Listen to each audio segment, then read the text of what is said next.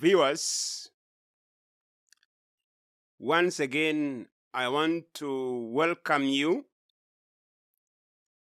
to the second part of our presentation regarding the midnight cry. The midnight cry is a subject not known to quite a number of people, even among our fellow Adventists. And as I hinted previously, when William Miller, the Baptist preacher, studied the book of Daniel and understood about the cleansing of a sanctuary, he falsely thought that the sanctuary was this earth that was supposed to be cleansed, and therefore started preaching about a second coming of Jesus who will come and cleanse this world.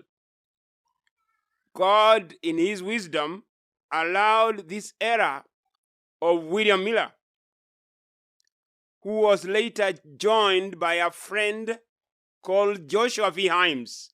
In fact, this is the man who had requested William Miller to go and preach the message that he had in the churches. And he was later joined by the other brethren, Josiah Leach, Charles Fitch, Samuel Snow, George Stores, and many others who joined in the Millerite movement. And as I also hinted previously, the time of the midnight cry was between the months of July 1844 and October 22nd, 1844. And those people who came out of the great disappointment, among them Ellen White, when she was given her first vision about the travels of the Advent people walking along the narrow pathway unto that city, the New Jerusalem, the city of glory. Those who were walking along the narrow path were the ones who will be victors at last and enter the city of God. So, those who are traveling to the city of glory, as recorded in the book of our writings, Ellen White tells us that a bright light was set up behind them, which an angel told her was the midnight cry. So, if we had the midnight cry in the time of Ellen White, and we have not entered the city of God, just as the parable of the marriage was used to illustrate the experience of the Advent believers, we know also that the midnight cry will be repeated. And as I hinted previously, the reason why the midnight cry will be repeated is because the churches of our time are falling or have already fallen in the same manner the churches fell in the time of William Miller.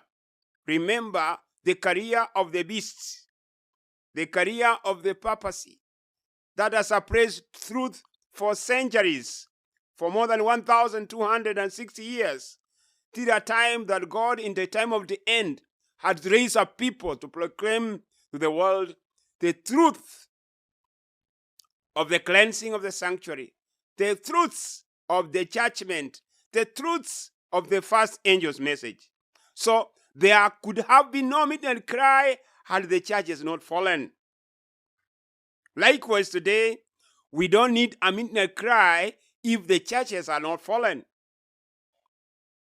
So then it makes us now to ask this pertinent question. What caused the fall in 1844? It is the rejection of the truth of Christ's work in the heavenly sanctuary, the very truth that's revealed in the book of Revelation chapter 14, verse 6, where John say, I saw an angel flying in the midst of heaven, having the everlasting gospel to preach to those who dwell upon the earth, of every tribe, of every kindred, of every tongue, revealing to them about the message of the sanctuary. So the message of the cleansing of the sanctuary, which was the actual event that was to transpire in October 22nd, 1844, constitutes the message of the first angel's message. And in fact, the first angel's message was to be followed by a second, because the second angel said, come out of fallen Babylon. So the coming out of fallen Babylon, the message of the coming out of fallen Babylon, is what constituted the midnight cry. And when it will be repeated in our time, the condition of the world will be the same that was during the time of the pioneers of the Advent movement. For the book of Isaiah chapter 60 verse 2 says, for behold, the darkness shall cover the earth, and gross darkness the people. But the Lord shall arise upon thee, and his glory shall be set upon thee.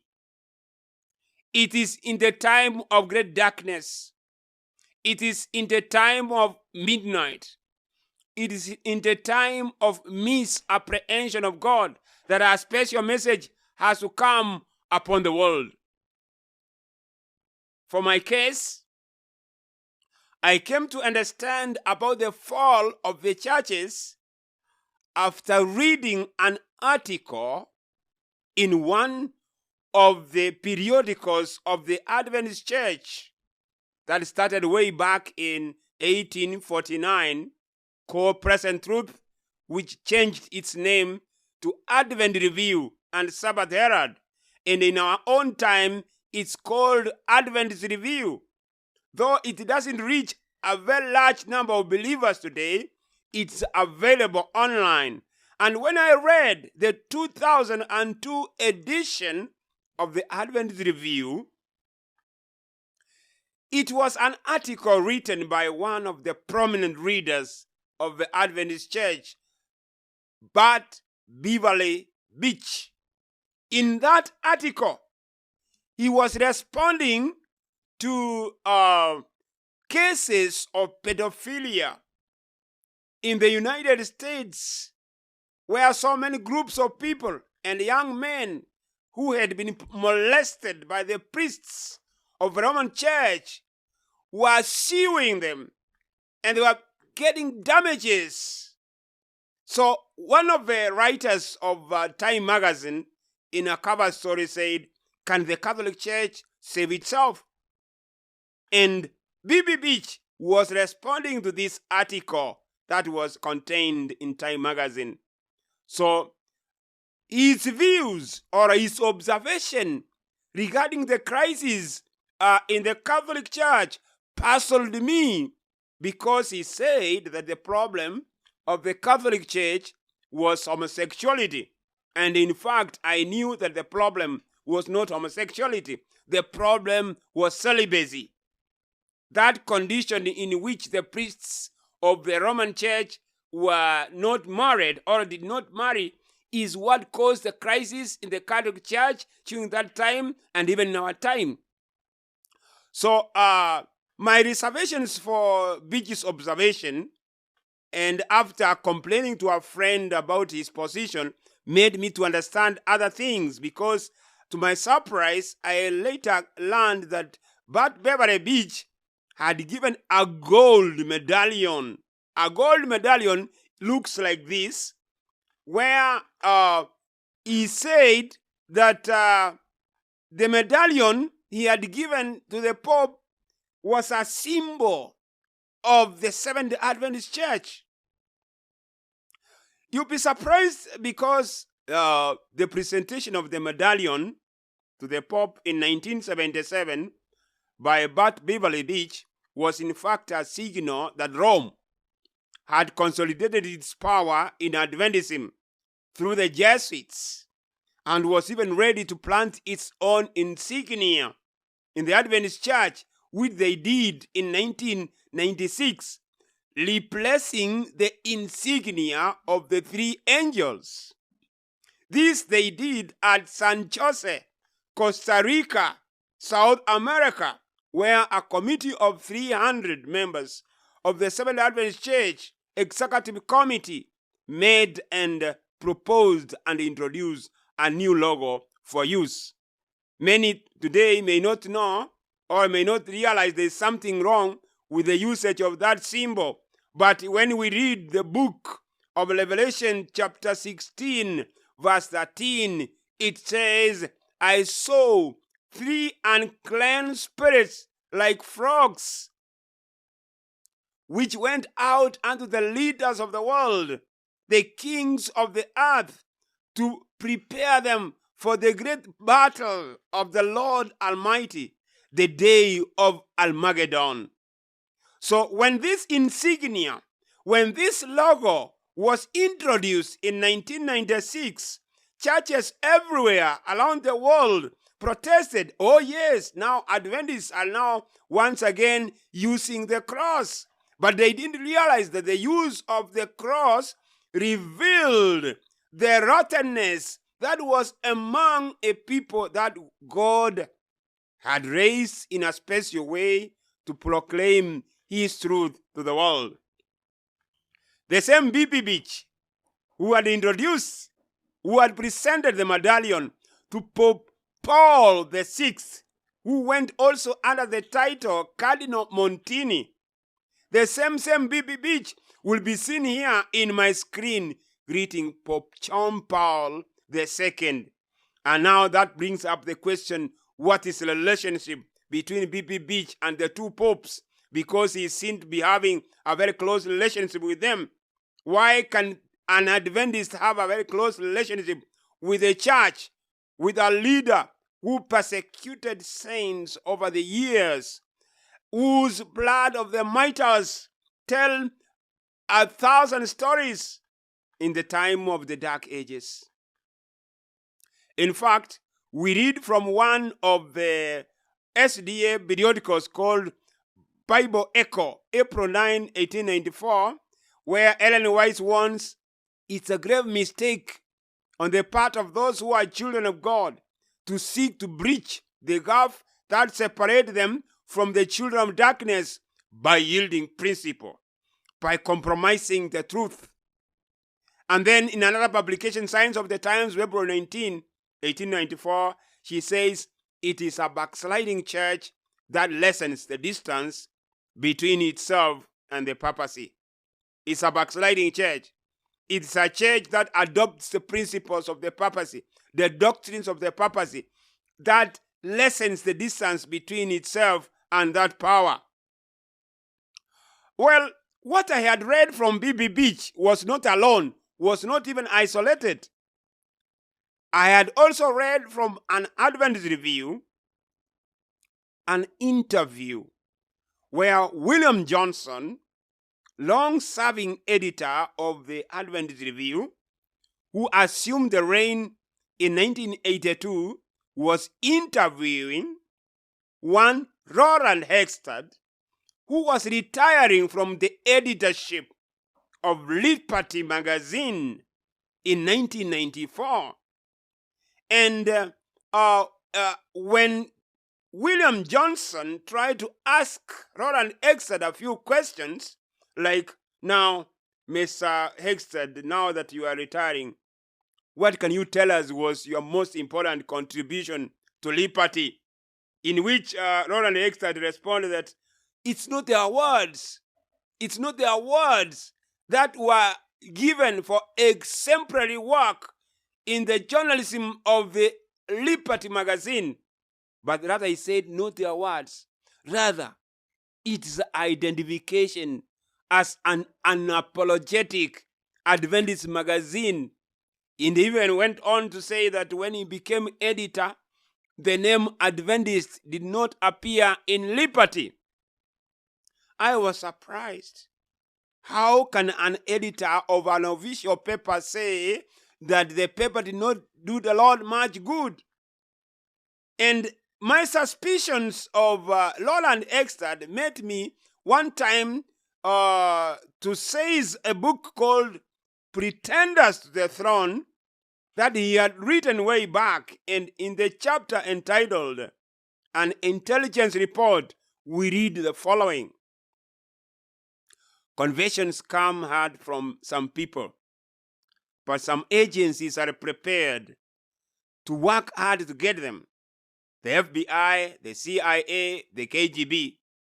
Interrogation techniques can include drugs, scaled and prolonged cross-examination, isolation, beatings, sleep deprivation. After several late nights of research and writing, I know the feeling. It is Roland Extard who is telling us. He knows the feeling. I am ready to confess. Oh, what is it that is ready to confess? I have had training in espionage techniques from the KGB. Oh, KGB. The KGB, for those who don't know it, it is a spy agency of Russia, almost in the same manner or in the same class with the spy agency of the USA, the CIA. So he is telling us and he is acknowledging that he is actually a trained spy. Then you may wonder, what does a trained spy, which business does a trained spy have to do with the remnant church of God? And now this one reminds me of what Ellen White wrote in the Crest Collection, page 153, in which she said, when Christ saw in the Jewish people a nation divorced from God, he saw also a professed Christian church united to the world and the papacy. Which professed Christian church that is united to the world and the papacy, other than the remnant church, the remnant of Revelation chapter 12, verse 17.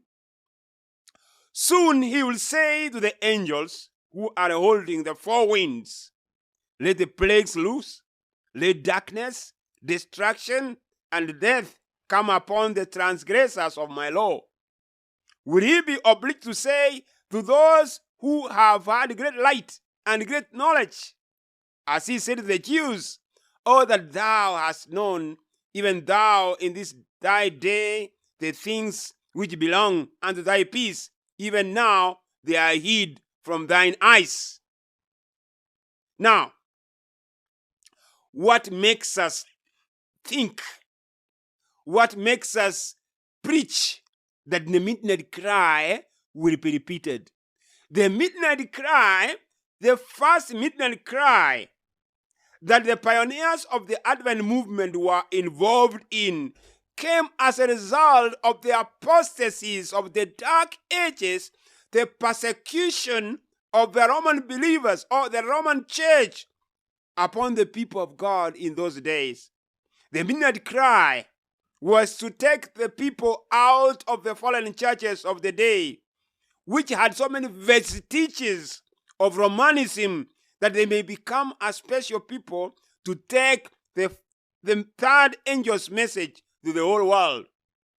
Now the question now we need to ask ourselves this time, if we have discovered that some of those that we have considered to be the leaders in the Department of Public Affairs and Religious Liberty, like Beverly Beach, are involved in giving a medallion to the Pope, then we need to ask ourselves another question.